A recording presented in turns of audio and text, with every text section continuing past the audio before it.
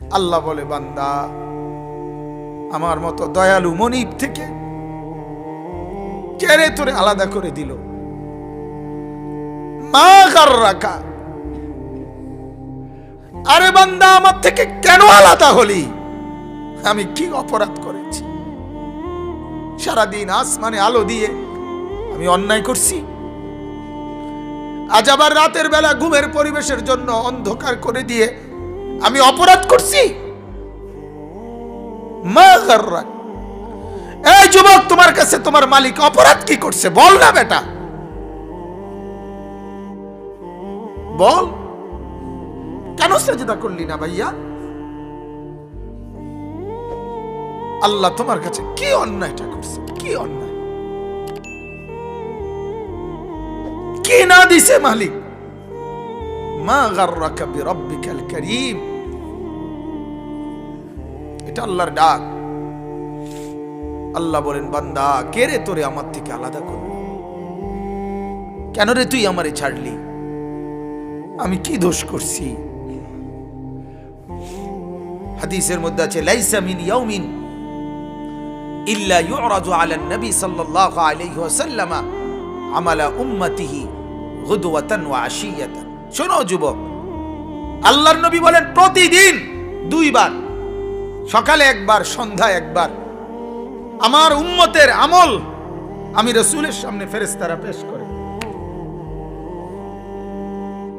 হায় হায়, নবীর সামনে তোমার নাম উচ্চারণ হয়, ফেরেশতা বলে, ইয়া রাসূলুল্লাহ একটা সিজদা দেয় নাই, একটা সিজদা দেয়, একটা সিজদা দেয় নাই। আল্লাহর নবী তখন বলে, হায় আমার উম্মত, আমার 23টা বছরের দিবানিশির এই মেহনতের কোনো কদর করলি না? 23 বছরের আমার এত কষ্টের কোনো কদর হলো না? হাসরের ময়দানে নবী, দোস্ত শুনেন, হাসরের ময়দানে আল্লাহর নবী তার পিঠ দেখাবে, পিঠ, নবী তার পিঠ দেখাবে, পিঠ দেখায়া বলবে, উম্মত দেখ আমার পিঠ, চালনির মতো ছিদ্র ছিদ্র করে ফেলছি। তায়েফের বাচ্চারা যখন আমারে পাথর মারছে, ওই পাথরের আঘাত সইতে গিয়ে। সেদিন দেখবেন, সেদিন বুঝবা যুবক, নওজোয়ান, তোমাদের জন্য কাদার কেউ নাই, তোমাদের জন্য ভাবার কেউ নাই। মা বাপ ছেড়ে দিছে তোমারে, যা বাবা নষ্ট হয়ে যা। আহা, মোবাইলের হাতে ছেড়ে দিছে তোমারে, নষ্ট বন্ধুদের হাতে ছেড়ে দিছে তোমারে, যা বাবা ফেডের বুক লাগলে ভাত খাইয়ে যাইস, বাকি টাইম নষ্ট হয়ে যা। অভিভাবক ছেড়ে দিছে সন্তানকে, দুপুর বেলা বের হইছে রাত 10টা পর্যন্ত, কারো কোনো পেরেশানি নাই। মা বাবার, ছেলেটা কি হচ্ছে, কার সাথে উঠতেছে, বসতেছে, খাইতেছে, চলতেছে, কারো কোনো পেরেশানি নেই। এভাবে জিন্দেগি চলে না বাজান, এভাবে জিন্দেগি চলে না। এজন্য আল্লাহ তাআলা প্রতিদিন ডাকে, আমার বান্দা আমি কি অপরাধ করেছি? রাসূল প্রতিদিন বলে, আমার উম্মত আমি কি অন্যায় করছি? আমার তায়েফের রক্তের কোনো দাম নাই, আমার উহুদের দান দান শহীদ করার কোনো মূল্য নাই।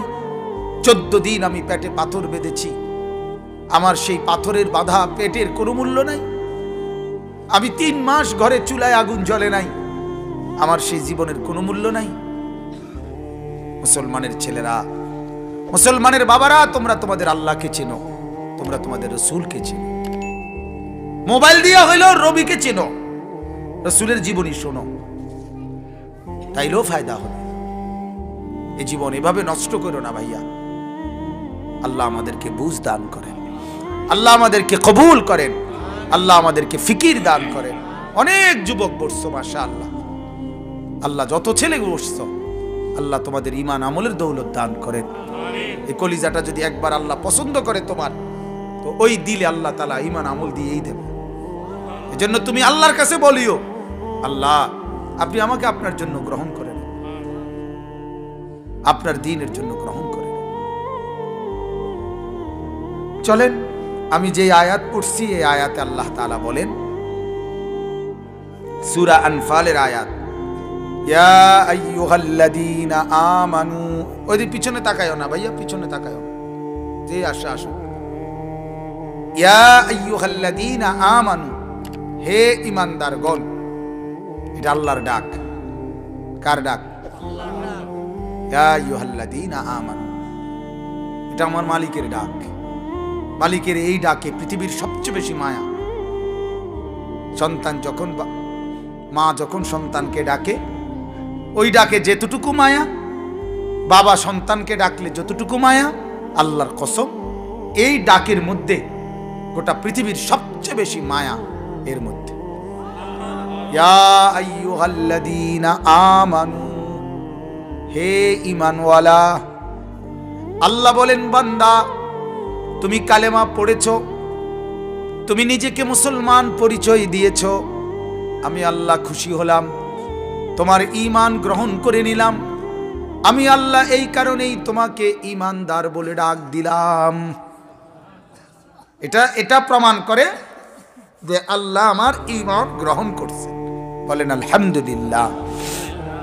ইয়া আইয়ুহাল্লাযীনা আমানু, এই শব্দটি কোরআনুল কারীমের মধ্যে মোট 89 বার আছে। 89, 8, 9, 89 বার আল্লাহ তাআলা 89 বার আমাদের ঈমানদারদেরকে ডাক দিয়ে দিয়ে বলছেন। কি বলছেন? দারুণ কথা। আল্লাহ বলেন, বান্দা তোমার ঈমান আমি গ্রহণ করলাম, এজন্য তোমাকে ঈমানদার বলে ডাক দিলাম। এবার তোমারে এরকম ঈমানদার বলে ডাক দিয়ে কিছু আমলের কথা বললাম, এই কাজগুলো তুমি ঠিকমতো করবা, আমার জান্নাত আমি আল্লাহ তোমারে বুঝায় দেব। ঈমানওয়ালার জন্যই জান্নাত। জান্নাত আল্লাহ বানাইছেন কার জন্য? আমাদের জন্য। এই যে আপনারা যারা বসছেন এখানে, ছোট বড় একের বিশ্বাস আল্লাহ তাআলা জান্নাত বানাইছে আমাদের জন্য। কাদের জন্য ভাইয়া বলো না? আমার জন্য। এই তোমার জন্য, তোমার জন্য, তোমার জন্য, তোমার জন্য, তোমার জন্য। ওই দারে ধমক দিলাম দোস্ত, তোমার জন্য। রাগ হইও না, আল্লাহ তোমারে কবুল করেন, আল্লাহ তোমারে নামাজি বানায় দেন। কারোর প্রতি তো এমনি তো কোনো বিদ্বেষ নাই, ঠিক না ভাইয়া? কারোর সাথে কি কোনো আলাদা দুশ্মনী আছে কি? তো আল্লাহ তাআলা বলেন, ঈমান আমি গ্রহণ করলাম, ঈমানের বিনিময়ে জান্নাত।